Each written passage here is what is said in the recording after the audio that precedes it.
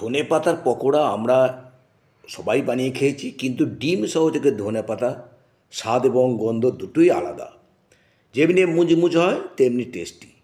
যেহেতু এ সময় ধনেপাতার দাম একেবারেই সস্তা, তাই এই সময় আদর্শ।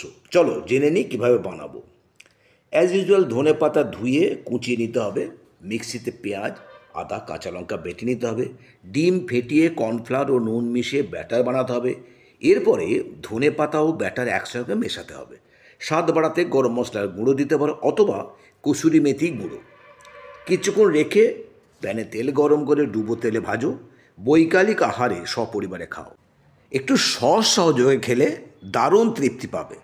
মরশুমের সেরা পকোড়া, হেলদি অ্যান্ড টেস্টি। তাই এটাকে একবার ট্রাই করে দেখতে পারো, বিকালটা জমে যাবে।